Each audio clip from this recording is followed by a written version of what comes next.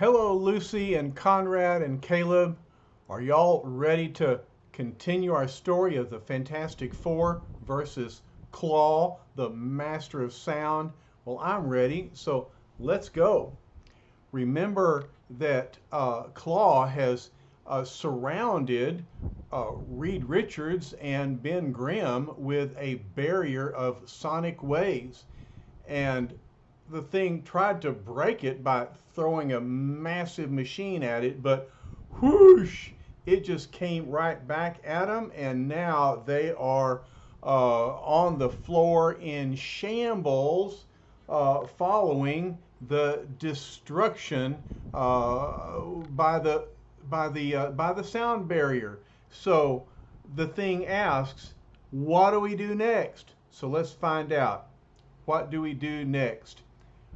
Mr. Fantastic says, "We start using our heads, big fella. Even though the lab is sealed off, it's still packed with invaluable equipment." "Well, what's holding you up?" asks the thing. "Just grab a couple of framostats and attach them to a few doohickeys, and we'll go waltzing out of here. Come on, Ben, let's be serious." "Gee, a fine superhero you are," as if Ben would be nearly as lovable if he were serious all the time. "There is one thing we can try," says Reed, "even though it may be dangerous." "Yeah?" asks the thing. "Dangerous for who?" "Well, we all know the answer to that. For you, I'm afraid. Since you're the stronger of us, you're the one who will have to attempt it. How come you never cook up any gizmos that work better on guys who can stretch? What in blazes is this anyway?" And look, he's got Ben in some headgear. There's a big gizmo on his chest, buttons on his side. And Reed answers, "It's a crude version of a countersonic harness." "Oh well," says Thing, "ask a dopey question. It will serve to lessen the feedback for a few seconds. Hopefully it will allow you just enough time to plow through the door." "Plow through it? I can't even see it." He's got this visor on his head. "It's straight ahead, fella. Get set. Now go."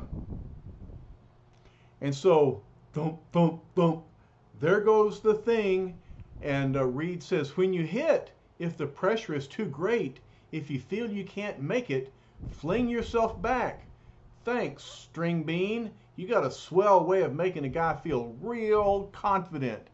And so he runs toward the door. Pathoom! Crack! And so the thing hits it with all of his power, but he meets this resistance from the barrier. "I made it," says the thing, "but what good will this do Reed? He's still trapped back there, same as before." Scutch! But at least the thing has gotten through. Meanwhile, around the corner and down the hall, we see Klaw and Sue.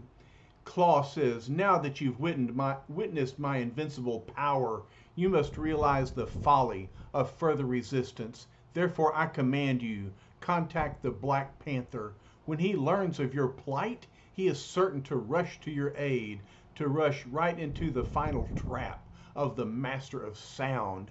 "No," says Sue, "I'll never help you, never." "You fool, you have no choice." "There's always another choice. You can't force me to betray a friend if you can't find me. I'll escape you yet." "By turning invisible," says Klaw, "then you still don't fully comprehend the awesome extent of my power.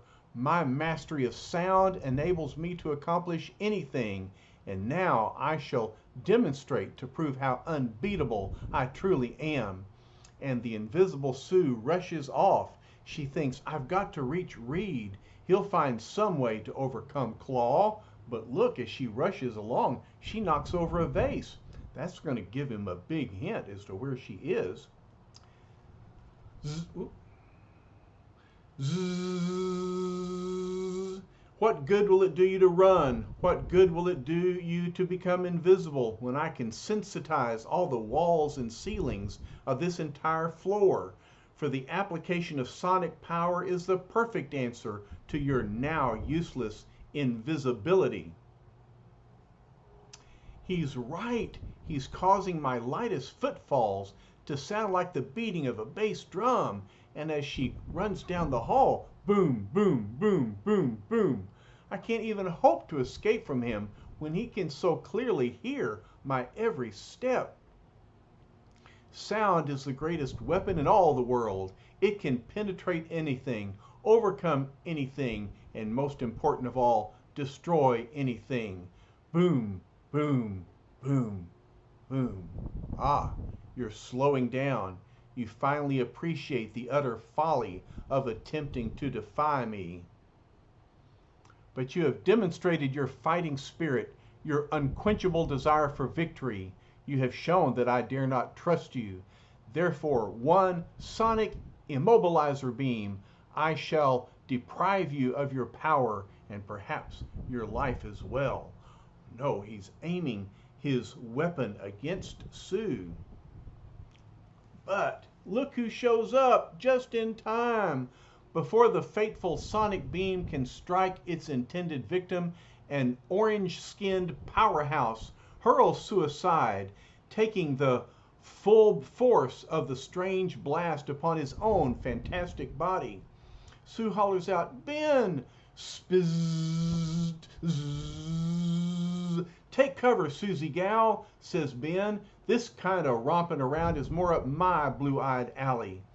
"The thing," says Klaw, "it can't be."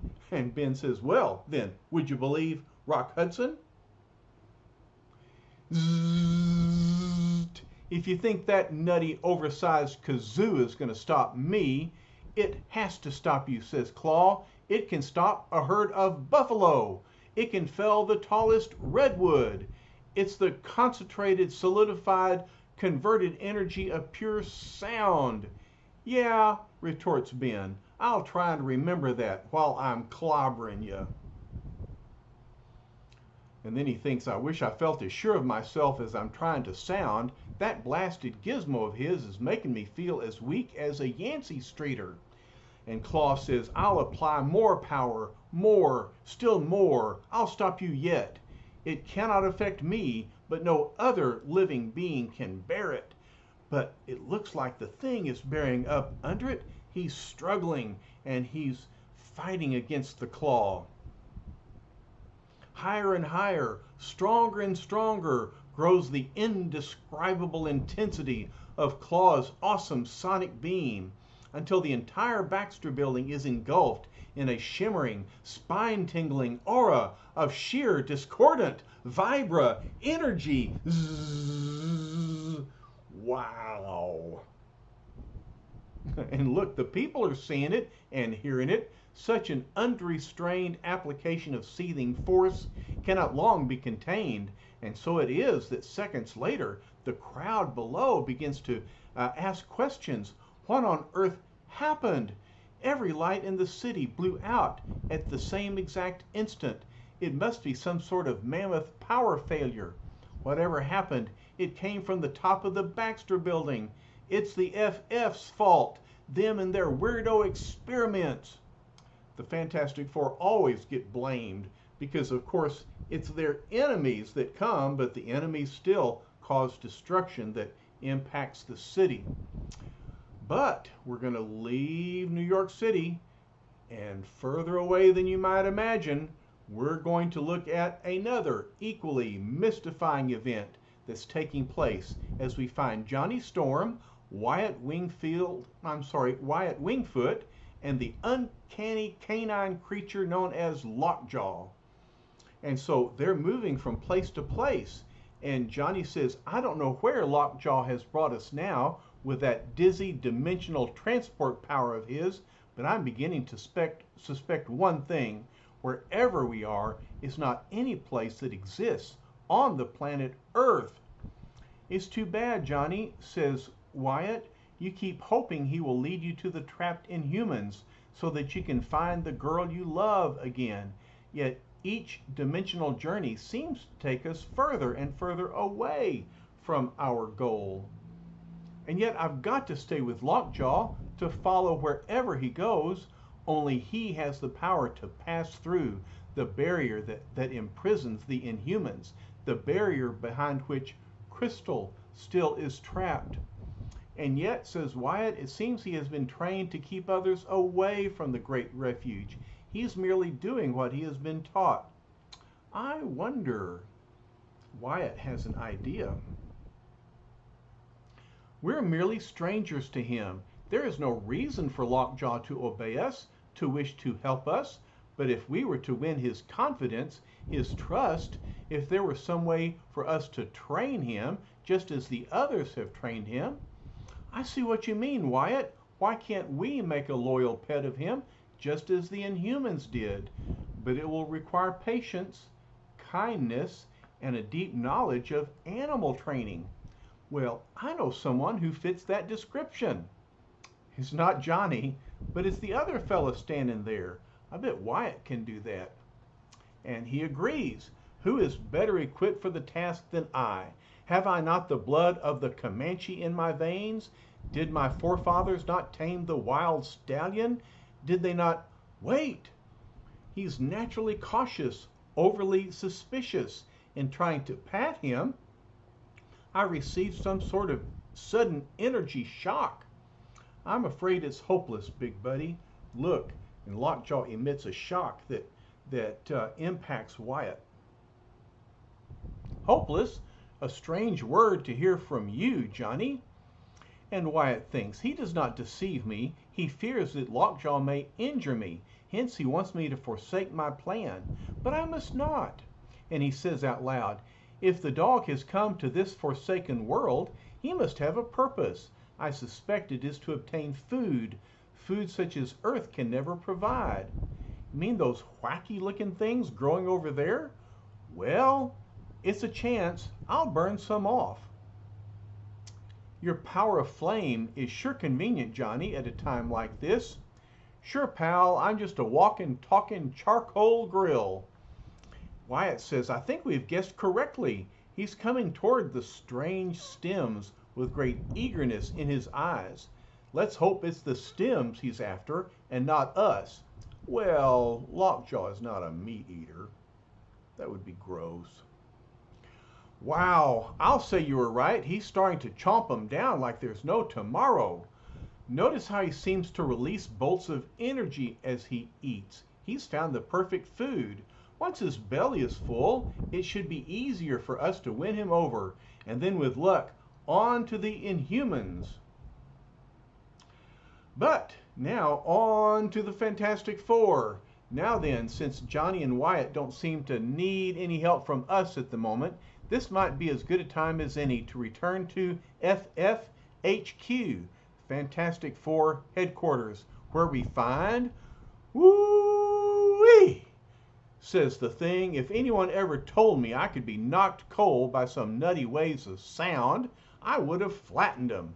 I don't know how you do it, Klaw, but I'm going to make sure I get you out of circulation one way or the other. Leastwise, I will when the blamed room stops spinning around. No, you lumbering fool, answers Klaw. You shall not have a second chance. They both got knocked down by that great fight they were having. Your undeserved strength is far greater than I suspected. You have survived a force which affected the electric power of an entire city. But though you still live, it will take some time before you are fully recovered again. And Klaw does not choose to wait. I'll get you yet, says the Thing. So help me, I'll get you. Your feeble threats are of no interest to the Master of Sound. Then he thinks, now before he can interfere, I'll finish off the girl and her trapped husband. When the Black Panther hears of their fate, he is certain to seek me out for vengeance. And so he turns his back on the Thing and races away, looking for Sue and Reed. All I will have to do is wait for the Black Panther to appear, and the vengeance that ensues will be mine. Ah, he says out loud, I thought I'd find you here. vainly attempting to pass through my sonic barrier to reach the trapped Mr. Fantastic. Claw! Cries Sue. At your service, my dear. I shall not keep you from your beloved any longer. One sonic reversion blast will nullify my barrier, permitting you to pass through. Zzzt. He means it, thinks Sue. The barrier is broken, but why? Sue, darling, stay back. Don't, cries Reed. Oh no, it's too late. He tricked you. He wanted you to join me. But no matter, we'll beat him yet. I'll find a way somehow. Reed, cries Sue, it's Klaw, the master of sound. He's returned. Well, this is kind of extraneous news. As Klaw knows, your husband has already deduced that rather obvious fact, Mrs. Richards, but it will do neither of you any good. So, says Reed, you've actually succeeded in transforming yourself into a being of solidified sound. Ah, you comprehend quickly, Richards. A pity such a brilliant mind will soon be destroyed, together with that of your new bride. Others have threatened us in the past, Klaw, but we're still here, as you can see. I admire your confidence, Richards. Too bad it is so misplaced. And now if you have any last words to say, I suggest you say them quickly. Reed says, behind me, Sue, this is the showdown, but it isn't going to end in the way that madman expects. Even as the steely-eyed Mr. Fantastic speaks, a remote-controlled packet missile zooms down from the atmosphere, homing in on the Baxter Building after a lightning journey halfway around the globe. What's in this missile? What packet does it contain? Your false bravura has availed you nothing, Richards, says Klaw. This is your finish. But Reed says, you're too late, Klaw. Look, out the window. I knew he wouldn't fail me. Klaw looks and sees a miniature rocket coming to a halt right in front of you. Reed, exclaims Sue. What is it, darling? What does it mean? You missed, Klaw. Zzzt. Klaw shoots a bolt at Mr. Fantastic, but you won't get a second chance. Darling, what is it? Who didn't fail you? And so Reed grabs the packet, opens it up, and he says, the Black Panther. Klaw's sonic barrier couldn't keep out radio waves, so I sent a message to Africa asking for these two vibranium bands. Vibranium, the one element which absorbs sonic energy. And so he places these bands on his hands. And now with his fists, he says, the one element against which even the master of sound has no defense. Bark. And so he stretches out his arm with his fist girded by the vibranium band, and it strikes Klaw, and he can do nothing about it. I knew the chieftain of the Wakandas wouldn't let me down, and he didn't. Whap! And so, even though Mr. Fantastic has no super strength, nonetheless, his elastic arms are quite strong and girded with the vibranium. They are powerful weapons indeed. Your sonic blast is useless against me now, and you know it. So long as I wear these vibranium bands, your power is absorbed into nothingness. And so he shoots another ray, zat, but it doesn't affect Mr. Fantastic. Klaw says, no, no, stay back, stay back. I doubt that Mr. Fantastic is going to follow those orders. Even though I cannot harm you, I'll blast the floor from out beneath your feet. That's not much of a threat, Klaw, not to a man who can stretch enough to use the walls for support. But now it's my turn to attack. Swoom! And I've got powers you haven't even dreamed of. No!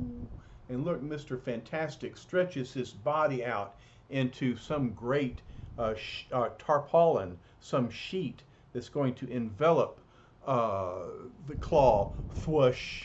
Even a sonic blast can be completely smothered like this. So he smothers Claw with his elastic body. Where is he? Says Thing. Let me at him. I'll pulverize the bum. Hey, I don't get it. Where did he go? He's right here, Ben. Just let me unwrap myself and you'll see. It's him. But what did you do to him? I forced him to drain his last bit of sonic energy while my vibranium insulators absorbed it into nothingness. In other words, old friend, he's powerless now. And so they've defeated the Claw. And Thing says, I'll just make sure of it by getting rid of this little sound shooter of his. Reed, my darling, says Sue, you did it. You defeated him. But look at you. You've been hurt.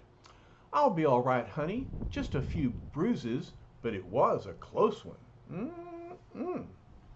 And Ben says, imagine Loverboy Reed getting into a real clobbering match all by his lonesome.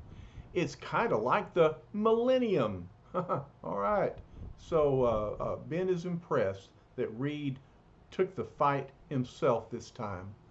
But what will become of Claw now? Asks Sue.